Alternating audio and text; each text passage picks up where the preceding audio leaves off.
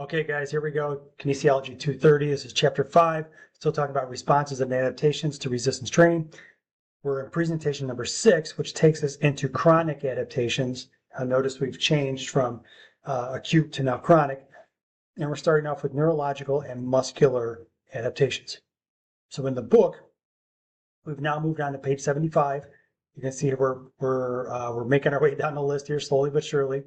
And if we jump into this, with resistance training, it produces an increase in strength. We know that there's a cross-sectional area of muscle fiber that increases as well. So we know our muscle mass also increases, and there's an increase in neurological function. If I were to put a summary to that paragraph to the right that's kind of wordy and has a lot going on in there, quite honestly, these would be the bullet points I'd come up with if I were to take this and just distill it down. So really what you're getting at is you have these adaptations that happen both on the neural side and the muscular side. And they do a pretty good job here in table 5 too to be able to kind of break it out, and I'll hit this in a second. But again, if you're able to kind of wrap yourself around these changes, it's really what's going on in this paragraph over here. This is table 5.2. You'll notice that we're talking now about chronic adaptations, where before we had acute responses. If you remember that conversation we had in terms of how the book has that written, I like how they did that here, and I think it's appropriate. I would definitely take a moment to just kind of get familiar with some of the bullet points on this table. I know you're going to see some of these come up somewhere else, so you don't have to necessarily go nuts about memorizing it, but it's going to be some real common sense stuff. Muscle strength, muscle endurance, and power will increase as a chronic adaptation to working out with weights. And then as we'll talk in terms of different components, we'll see in the other presentations like fat, body fat, fat-free mass, and then metabolic rate. Those are the types of things that will also come up. So kind of wrap yourself somewhere around those concepts.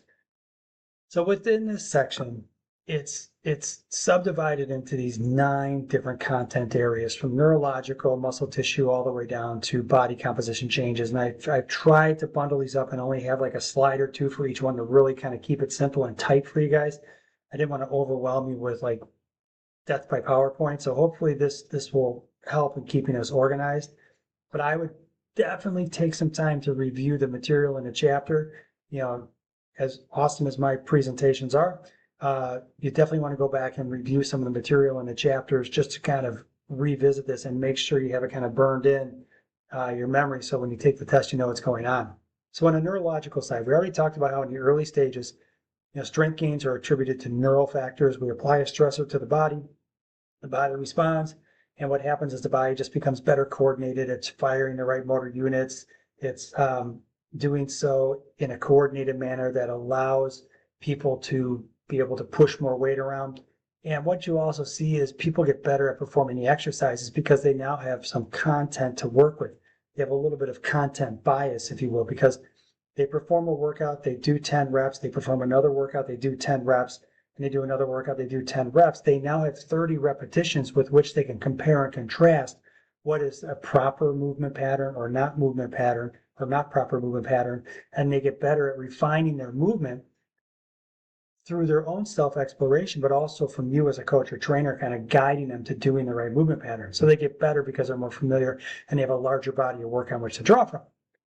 Then, as I mentioned, they are more coordinated. They're better at recruiting the right muscle, if you will, the right motor units to be able to adequately move a dumbbell or a barbell. And they also have a change in the firing rate where they get better at being able to have the firing rate become more efficient. Now, what ends up happening is after second month, it switches. I'm sure there's still neurological components, but it becomes more hypertrophy driven. So as you're doing program design, it kind of gets back to that one chart we talked about when you have a stimulus and you go through an alarm stage and it reacts, etc. You have to be savvy about how you program your variables in to get this alarm stage to have a neurological component. Meanwhile, the muscle component's catching up, and as that starts to catch up, you need to change the variables again so you don't go into an overtrained stage. You want to go through that alarm stage, come up into an overcompensation stage, and right about where it crests in that overcompensation stage, if I were to overlay that chart on top of this one, that's when you change the variables. And that's when you change the variables to get another dip and then go into another overcompensation stage. Same thing. Just think of it like very much like a logarithmic or wave or sine type of chart that's just going slightly uphill. Nice uphill slope to the right. That's your winner. All right, so muscle tissue changes. The hypertrophy itself happens at this level. It's down here. It's at the microscopic level. It's down in the sarcomere. And you're looking at the cross-sectional area and overall volume, right? Changes. It may get bigger. And then when you look at this for all fiber types, it's the same for all fiber types, whether it's one or two fibers, one or type 2 fibers. But just so you know, when you look at this, you have a greater increase in type 2 fibers and their ability to get bigger. But the downfall to that is when you stop working out, you also have a greater likelihood of those fibers getting smaller quicker as well. So they're the ones that'll give you the most bang for the buck and get you the most swole. But if you stop doing your workouts, they're the ones that are going to give up soonest or first. So the next concept they get into, it's kind of more theoretical in terms of hyperplasia. It's the splitting of muscle fibers into daughter myofibrils. And it has its place, and it's been in the text, and it's been a theory ever since I was a student. I'm still a student now, but when I was a student in college years ago, and there really hasn't been much to prove it or disprove it. It's just a theory at this point. But you also have this conversation regarding subtype shifts, being able to transition, as I mentioned here, from type 2X to type 2A muscle fibers. And they note that it's observable after a few training sessions, and it's probably about the myosin side of the equation. But I'm left to question, right? Because they talk about these fiber types, but what about, from aerobic to anaerobic or anaerobic to fog? Because of the two fiber types we're talking about up here, they really don't talk about type 1 fiber types being able to change. So you're left to presume that it's just type 2 fiber types can basically subtype shift back and forth, but you can't shift a 1 to a 2 or a 2 to a 1. It's got to stay within the same category. Now,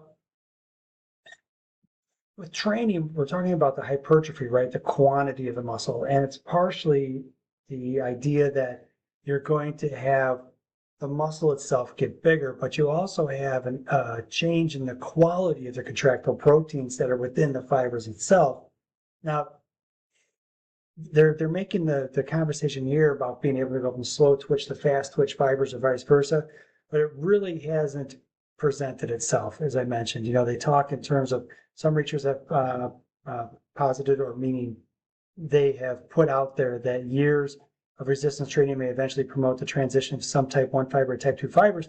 But you recall, there's something that's missed here that you're not really talking about is, and we talked about one of our other presentations, that it's the motor unit itself has the myoside and the neural side, and it's the neural side, right, that actually drives the motor unit. And you're left to question it if it has more to do with the neural side as opposed to the myoside, and that just hasn't been proven yet at this point. And there's people who are kind of proposing this and suggesting this, et cetera, but thus far you just don't have it. So getting back to the original argument in terms of can you go from anaerobic to aerobic or aerobic to fog, they really don't differentiate that here. And they believe it to be the case, but they haven't supported nor refuted it in the text. So muscle tissue changes. Hypertrophic response to training is a net result of an increase in protein synthesis relative to protein breakdown in the muscle. We saw that earlier in one of the earlier presentations where we're talking about that kind of net protein, right? That's that mathematical equation. And when you have this increased protein breakdown, they first go into the increased protein breakdown is likely a result of eccentric loading. Okay, cool, got it. That's probably where delayed onset muscular soreness comes from. We talked about that before. But then they get into a little bit later on, they start talking about, well, there's also evidence, however, that concentric only training causes skeletal muscle hypertrophy. Okay, is it concentric or eccentric? And then, thus, it's likely the magnitude or volume of loading rather than eccentric muscle damage is a more important determinant of muscle growth with the resistance training. I felt this was like a long road to get to an answer, right? So they're talking about how it's a result of eccentric loading, and then they talk about other studies where, well, there's evidence saying it's concentric, and then they get into, well, it's actually probably not eccentric loading, but it's more about the magnitude or volume of loading. It's like, okay, well, could you have just said that and saved me a bunch of time?